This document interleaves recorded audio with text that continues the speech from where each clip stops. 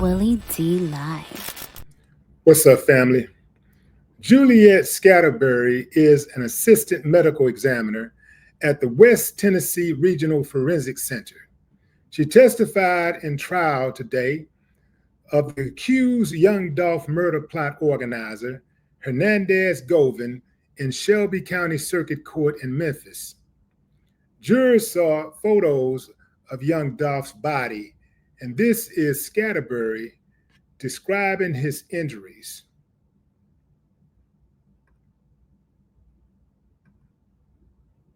To determine the cause and manner of death in certain cases in this jurisdiction. So I want to talk a little bit about your background. Could you tell the jury about your education?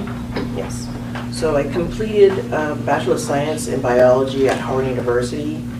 Then I completed my medical degree at Howard University College of Medicine. My anatomic and clinical pathology residency was at Washington University in St. Louis. And then my last training was in forensic pathology fellowship at St. Louis University.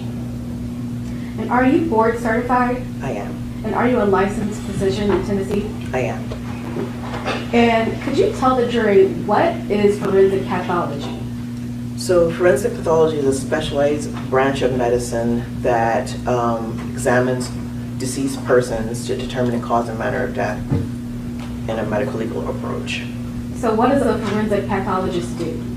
So a forensic pathologist performs autopsies based on the jurisdiction that they're working in to determine the cause and manner of death for certain types of cases that are under our purview. And what exactly is an autopsy? So an autopsy is an excessive examination of a deceased person, have an external examination and an internal examination of the body.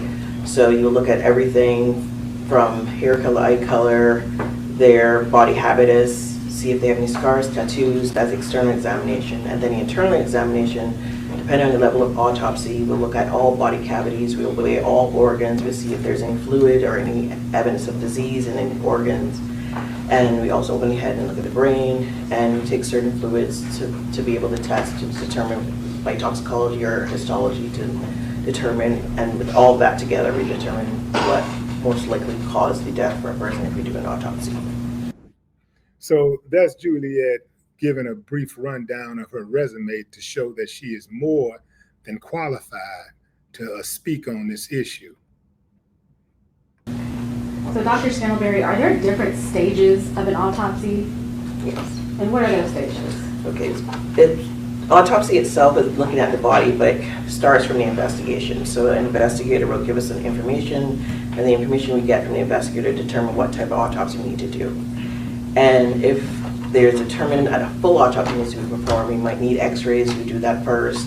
Someone will help take all the clothing off, if there are any, take necessary pictures, necessary measurements of the body, the height, weight, and any other identifying characteristics on the body.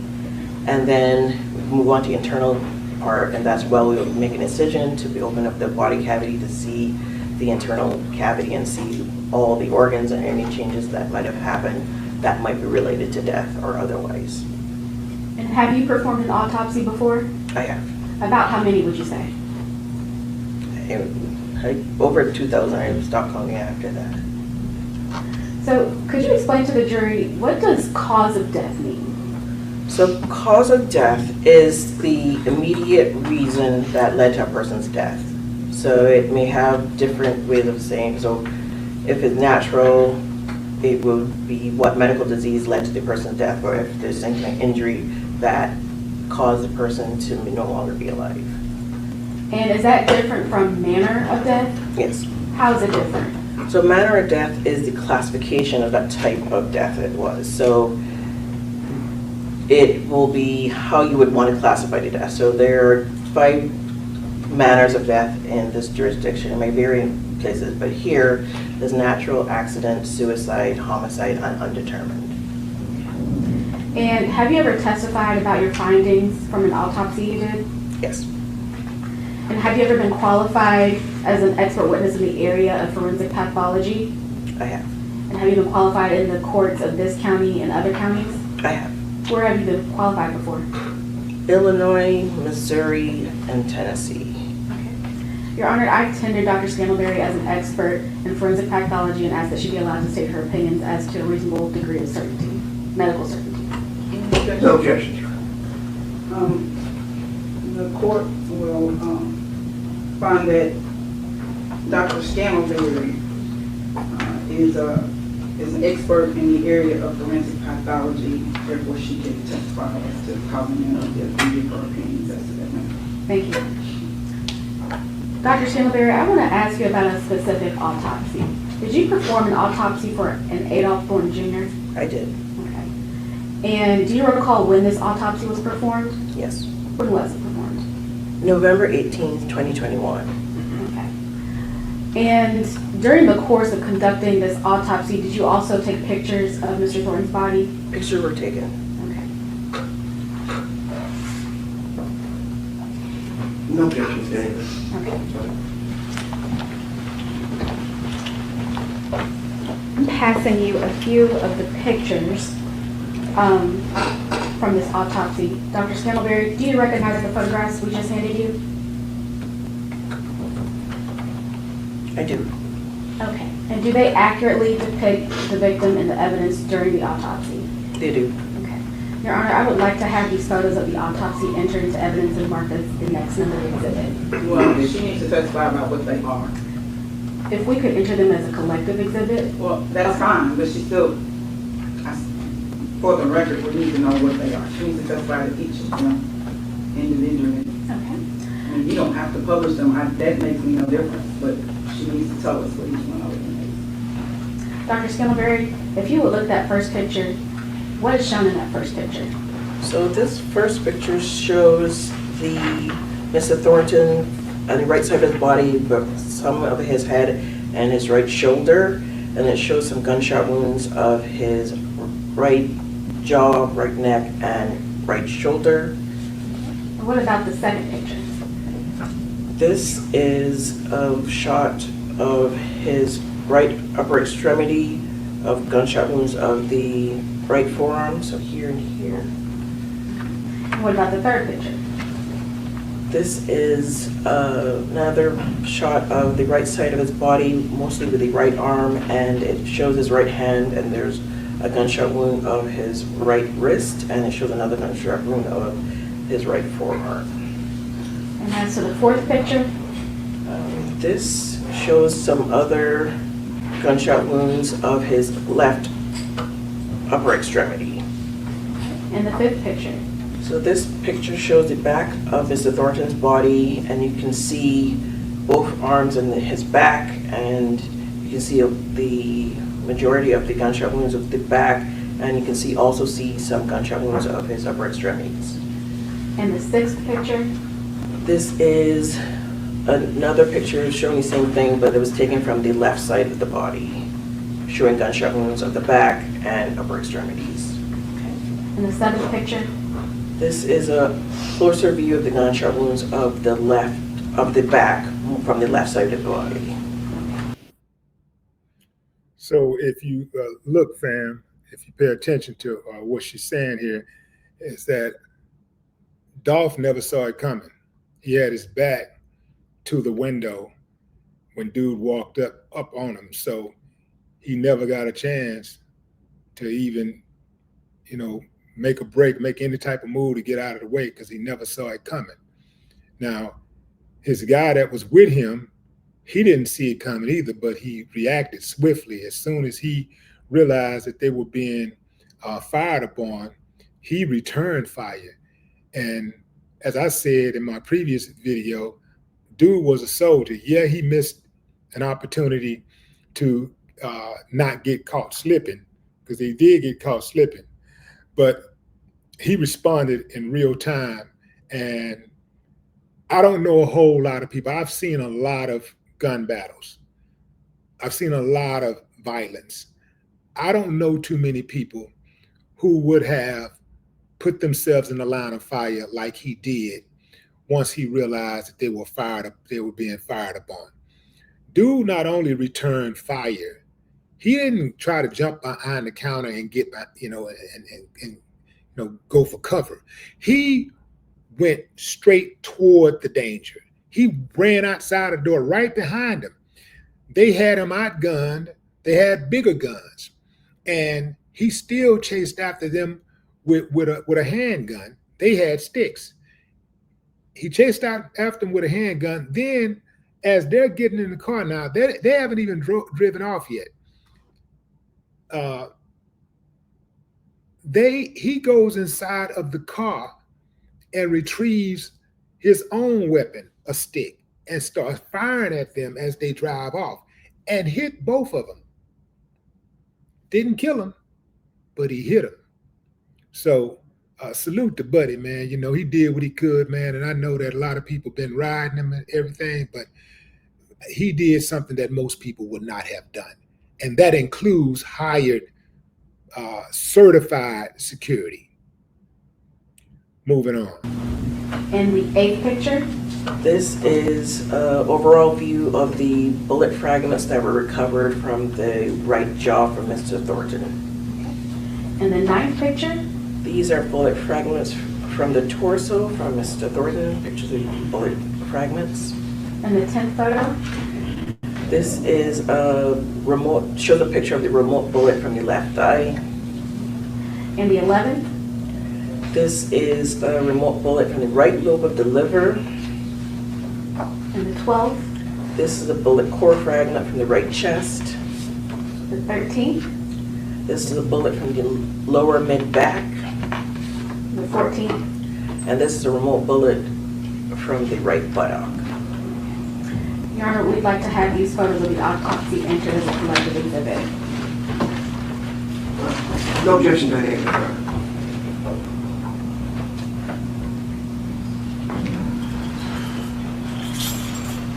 We're gonna make this a collective exhibit.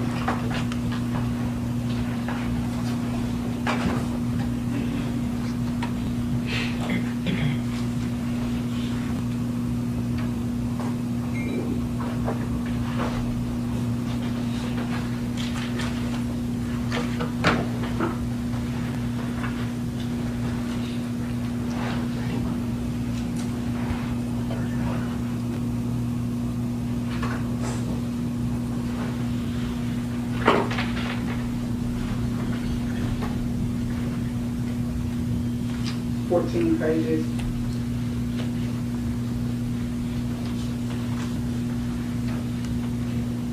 The first 7 pages are multiple pictures of Mr. Thornton's body with multiple gunshot wounds. The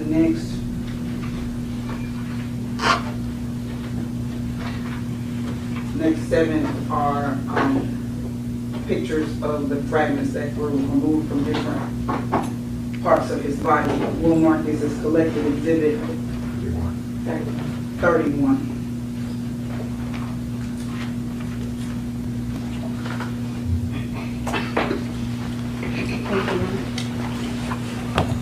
May we have permission to publish? Yes. Dr. Scandalberry, we're going to start with the first photo that you viewed. Could you tell us what is seen in this photo? So in this photo, you see the right side of Mr. Thornton's body. That rectangular object is the case placard with the case number associated with this case. It can be seen. This will help you attach that photo to that particular case. And so, and it can also use a scale for the wounds or anything you need to measure on the body. So on the right side of the body, you see those defects in his right jaw and right neck. Those are gunshot wounds of his right neck and right jaw. And then there's some gunshot-related injuries of the right shoulder.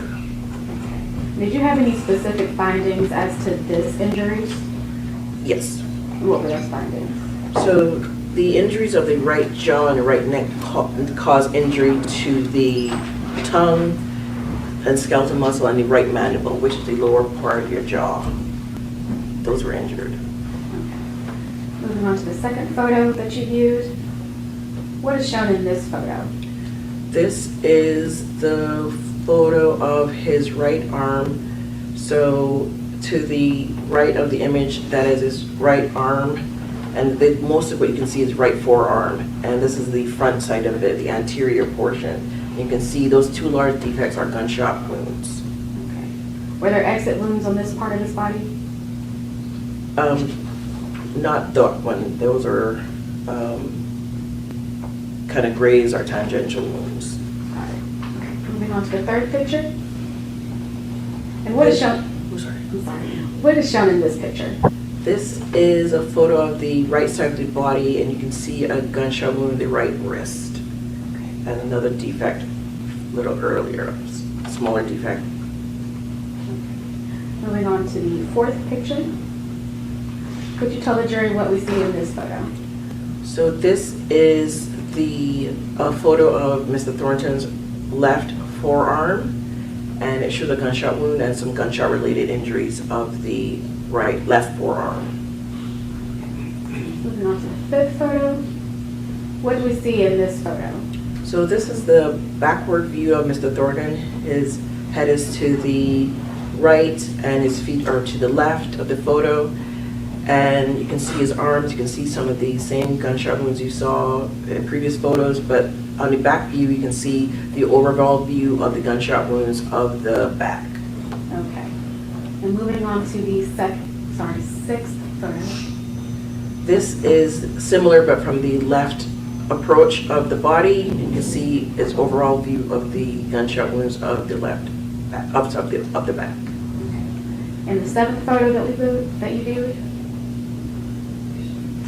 This is a closer view of the gunshot wounds of the back from the left side of the body. Okay. So in total, how many gunshot entrance wounds were there on Mr. Thornton? Definitive gunshot entrance wounds, 20. And were there any exit wounds? Definitive exits, 4. Okay. And moving. Whoa. Whoa. I did not know they hit Dolph up 20 times. Damn. I mean, one time is enough, but yeah, but that was quick. Well, they hit that man 20 times. Ooh wee, man. The woman that's testifying is Juliet Satterbury. She is the medical examiner, also known as a forensic pathologist. The reason for her testimony is to provide expert medical and scientific evidence related to the cause and manner of death. Her testimony helps the court understand the circumstances surrounding the death, particularly how it occurred and whether it was a result of foul play. Man. On to the eighth photo. What do we see in this photo? So these are bullet fragments of the right jaw. These are all the larger fragments that were able to be recovered from those wounds that you saw in the right neck and jaw. And that was from the first photo that we viewed? Yes. Okay. And the ninth photo? These are fragments recovered from the torso. Okay. And the 10th? This is a remote bullet from the left thigh. All right, and the 11th photo? This is a remote bullet from the right lobe of the liver. Okay. And the 12th photo? This is a bullet core fragment recovered from the right chest. And the 13th photo? This is a bullet from the lower mid-back. Okay. And the 14th photo, what do we see here? This is the underside of a bullet base that was remote, that was recovered from the right buttock. Can you describe to the jury, what is a remote bullet? So remote is people use different words. Words can say remote or old, but I choose to use remote. Remote means it's a bullet that is related to a previous injury or previous shooting, not the shooting that led to their death in this case. It's happened before. Okay. And how many, or do you recall how many remote bullets you might have found? There were 3. Okay. So, Dr. Scantlebury, within a reasonable degree of medical certainty, did you render an opinion as to Mr. Thornton's cause of death? I did. And what was that opinion? Gunshot wounds of the head, neck, and torso. And did you render an opinion as to the manner of death? I did. And what was that opinion? Homicide. Your Honor, I will pass the witness. No questions, Your Honor. Thank you, Dr. Scantlebury. Thank you, Dr.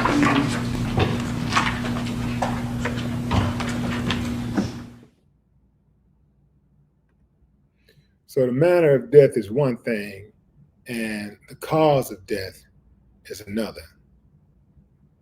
Yeah. Ooh-wee, man. Ooh-wee.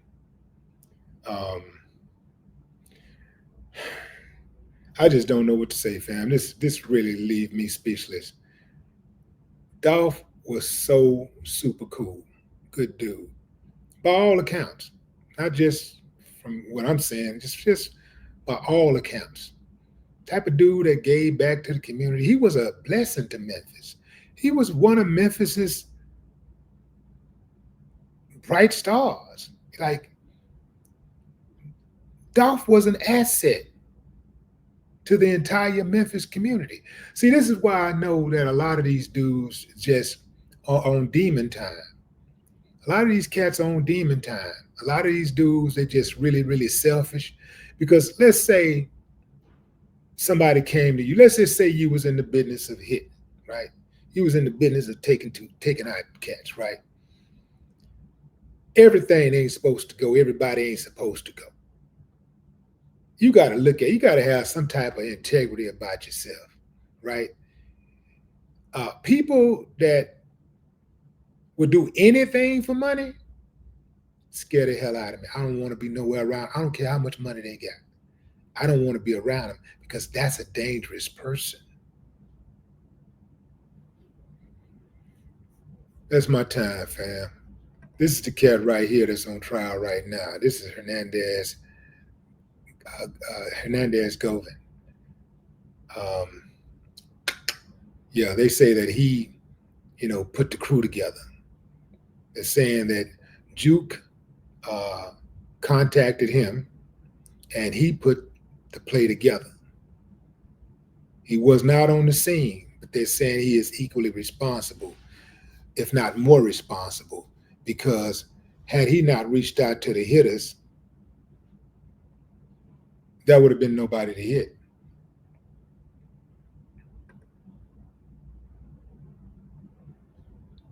R.I.P. Young Dolph.